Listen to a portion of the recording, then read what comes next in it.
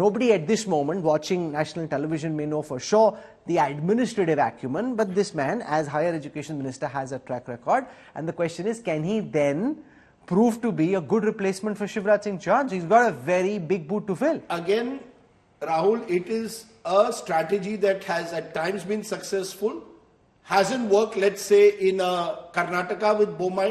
When you tried to replace a tall leader like Yediyurappa, brought in Mr. Bommai, also a Lingayat, got your caste matrix right, but it didn't work. Jairam Thakur, Rajput in Himachal Pradesh didn't quite work. Manohar Lal Khattar, you could argue mixed. Some would say at least he's proved an element of durability. You tried Trivendra Rawat, Tirath Singh Rawat, eventually you went to Pushkar Dhami. So I think, as I said, they're experimenting. It's not, but there is a method in it. The experimentation is to ensure an element of change constantly, or which you hope will lead to rejuvenation of the state leadership, will remove some of the anti-incumbency that may be there with the previous order, and you've got the larger-than-life figure of Prime Minister Modi. And the last time, this is personality designed to control the political system, and that's how it's been. So I don't think we should be surprised at all. You brought in yesterday a tribal face. Today you brought in an OBC face. Who knows? Tomorrow you might have a woman upper caste. Nobody knows. Nobody knows. You know, if Rajdeep says woman upper caste and those in power in the BJP find out, वो तो नहीं बनेंगी. In fact, someone told me today, Rahul, that look, all the names that you have mentioned on your TV screens over the last week, please show me an image of Mr. Yadav. So we had a short list, we had a long list. Dr. Yadav was neither in the short list nor the long list, which is why I personally have been saying there is no harm in saying we have no clue, because nobody knows. Now, of course, everybody says, हमें तो पता ही था, हमें यहाँ indication मिल गया था, वहाँ indication. Frankly, nobody has a clue. So, thanks Rajdeep for joining us. I want to go across to Hemender Sharma. Hemender, why Mohan Yadav? Of all the people the BJP had in their arsenal, why have they picked this third-time MLA, higher education minister, who won only with a margin of 12,000 votes on his seat in the recently concluded assembly elections, to be the next chief minister of Madhya Pradesh?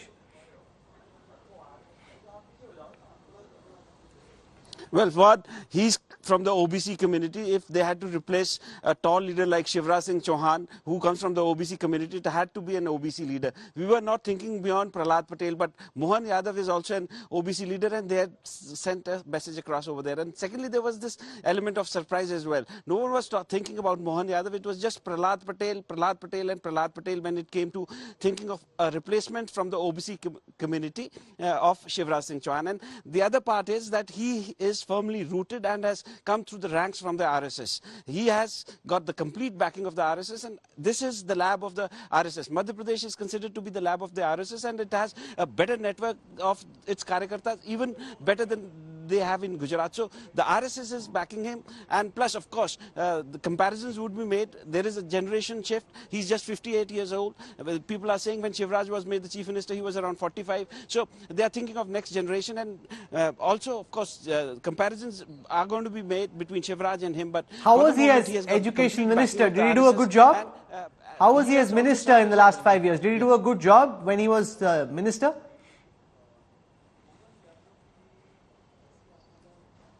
Well, he has performed. I mean, there is nothing great to boast of because there is very little to showcase when it comes to a state minister. I mean, to compare the job of a minister, because higher education is one ministry. Had it been public works department or some ministry where he could have performed and shown his caliber, that is not the case with the higher education minister. At max, you have to deal with striking teachers and professors. I think he has dealt relatively, he was at relative ease when he was dealing with striking teachers, higher education department officials. So that way around he has performed, and since he has got the backing of the RSS, he can maneuver his way. That's the thinking that is going around over here. Hemender Sharma, thank you for joining us. I want to go across to Sharad Kumar. He's our bureau chief in Rajasthan. Sharad bhai, ये देख के कि किस तरीके से छत्तीसगढ़ में साई साहब को बनाया गया मुख्यमंत्री, विष्णु दियो साई के बारे में चर्चा तो हो रही थी, एक हिंट भी था, लेकिन वही बन जाएंगे कोई गारंटी नहीं. अब यहाँ पर मोहन यादव जी को बना दिया गया है. इस पैटर्न को देखते हुए, अपनी बुद्धि लगाते हुए, आपको क्या लग रहा है कि राजस्थान में कौन बन सकता है चीफ मिनिस्टर, या ये बहुत बड़ा खतरा और आप रिस्क लेना नहीं चाहते? देखिए, वसुंधरा राजे जब दूसरी बार राहुल मुख्यमंत्री बनी थी तो उनका टैगलाइन था राजस्थान को लेकर, टूरिज्म को लेकर, जाने क्या दिख जाए. तो मोदी जी के जमाने में जाने क्या दिख जाए। मैं तो सभी 115 बीजेपी के उम्मीदवारों की सूची लेकर बैठा हूं और सबके बायोडाटा पढ़ रहा हूं, पता नहीं कौन बन जाए इसमें। लेकिन पैटर्न आपने पूछा तो कहा गया कि छत्तीसगढ़ में आदिवासी और यहाँ ओबीसी, तो यहाँ हो सकता है कि कोई अगड़ी जाति का बने या दलित बने। अब महिला लोग खोज रहे हैं तो महिला 4 जो हैं वो अगड़ी जाति के हैं और 4 ही महिला जो हैं वो दलित हैं। चारों राजघराने के, वसुंधरा राजे धौलपुर राजघराना, कल्पना देवी कोटा राजघराना, दिया कुमारी जयपुर राजघराना, सिद्धि कुमारी बीकानेर राजघराना, तो ये चारों राजघराना हो गए। इसके अलावा जो अनीता बदेल का नाम बड़ी तेजी से चल रहा है, जो अजमेर में दरगाह इलाके से जीतती हुई आती है और 4 बार की जीती हुई हैं। डॉक्टर बंजू बाघमार का नाम चल रहा है, वो प्रोफेसर हैं और दलित हैं। इसके अलावा नक्शम चौधरी पहली बार जीती हैं। तो ये सारे नाम चल रहे हैं।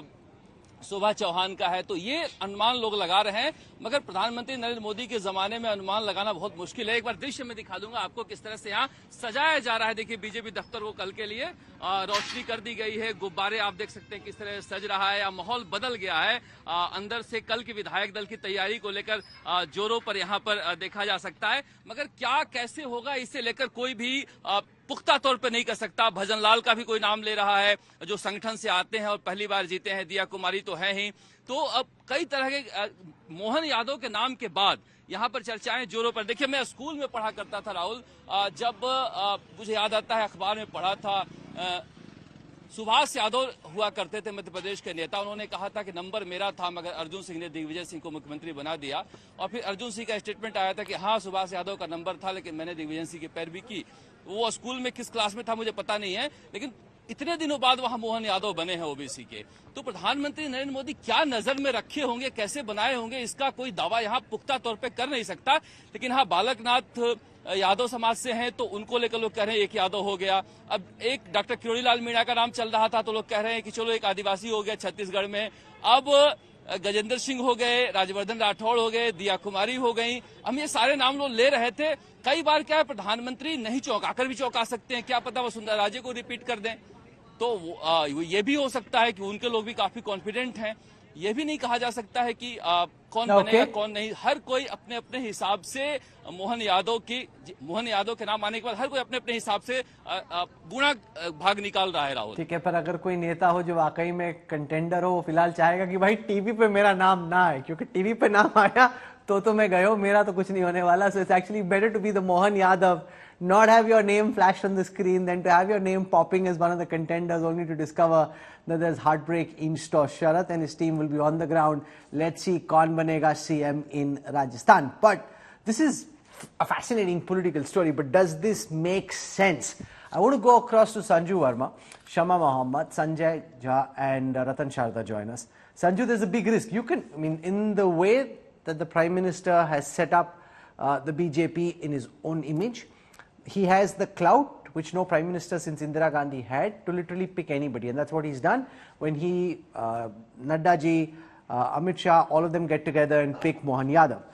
Ultimately, the batsman needs to go out and score, because if he doesn't score, and we've seen that happen in Uttarakhand and some other places, you then have a challenge on your hands. We saw that happen with Bomai in Karnataka as well. How confident are you, from what you know and since so little is known nationally, that Mohan Yadav will be able to fill the big shoes of Shivraj Singh Chauhan? You know, Rahul, after BJP's historic win in 3 states, proving every political pundit wrong, pop punditry flew out of the window after we won Chhattisgarh. I think we are having a debate on your show for the first time, so I'm sure you can congratulate me. But coming to the moot point, I'll tell you this. It's known now in the public domain that for the first time from Ujjain South, Dr. Mohan Yadav became an MLA. He's now a 3-time MLA. He has strong RSS backing, given that he started his career as an ABVP Karyakarta. He was the Minister for Higher Education in the Shivraj Singh Chauhan government. All this I know. See, all this I know. I've already read the same note that you have. Exactly. The point is, Ratan Sharda, can he get the job done? Now see, because there is a situation, unlike Yogi Adityanath, who came in when there was no Chief Minister who was serving on a BJP ticket, Mohan Yadav has been in the cabinet of Shivraj Singh Chauhan. He will have to now try and fill those big boots. Mamaji is still around. They may bring him to the centre, make him minister. We don't know. He doesn't know that either. But do you think those are really big boots to fill, and that potentially could be a shadow which hangs over Mohan Yadav ji's head? Okay, I'm answering. One second, Ratan Sharda, please. Ratan Sharda. Well, Rahul, if you remember the story of Madhya Pradesh, because you are a very senior person, you'll remember Kushabha Thakre, remember the days of Kailash Joshi, Virendra Saklecha, very powerful people in Madhya Pradesh who didn't allow generational change. There was a lot of resistance, there are a lot of issues, but finally, Uma Bharti was brought in as a surprise candidate. She defeated Digvijay, who was supposed to be very strong, and then she couldn't deliver, then Shivraj Singh came. So was Shivraj at that time a very big boot? No, he was a small, young, 45, 46-year-old chief minister. He succeeded. So why should we doubt Mahendra Yadav now? He has got a good fresh start. And this kind of situation, look at Devendra Fadnavis, he succeeded. Look at Pushkar Lal Dhami, he lost the election. But central government supported him, hilt, and he was brought in a by-election. So the generational change is very important. It has happened. And Shivraj Singh Chauhan he's just 64-year-old. He has got more than a decade of more politics left in him. I'm sure he'll do wonderful work in 2024, work again for the party, maybe at the center. So this is a change which takes some time, it takes some pain, but still is very smooth. It is not like Sachin Pilot agitating for years together to be made chief minister and Gehlot not vacating the place. It has been very dignified, it has been wonderful. And I think no, but that's true. I think you got a couple of important points. One, that it's been dignified. Whatever clamoring there have been, lobbying, all that happened behind the scenes, none of it visible. Shivrajji with great grace handed over the reign of command to Mohan Yadav, and that's very different, Sanjay Jha, from how the Congress typically does it. Sachin Pilot was daggers drawn, Ashok Gehlot was doing his own sorcery, and there were all kinds of machinations playing out in a very public fashion. This is done with a certain level of sophistication that only the BJP of the modern time can pull off. The Congress simply can't effect a generational change of this nature. I mean, they couldn't have done it with Ashok Gehlot. Shivraj Singh Chauhan is arguably a taller leader than Gehlot. Yeah. Rahul, let me tell you, when you're winning, you have the luxury of experimentations. And I think there cannot be any, shall we say, denial of one other reality, that like the Congress of the past and maybe even today, the BJP has a very centralized high command culture when it comes to issues like appointing of the chief ministers, etc. But you cannot take this away from the BJP, that they are taking risks, like like you have been talking about ever since the program began, an unknown face, an untested person heading a state like this. But then you look at the logic here as well. 50% of the Madhya Pradesh population is OBC, 30% of the population in Chhattisgarh is scheduled tribes. So in a way, it's a representative democracy in a sense. But I got to concede this point, that unlike the Congress, which has allowed a lot of these internecine feuds to play out in public and never end, the BJP takes a call. It was disastrous in Uttarakhand, the number of chief ministers they changed, the same in Gujarat. But at the end of the day, each one of them managed to hold on to the electoral turf. And that's a lesson for the Congress. Sure.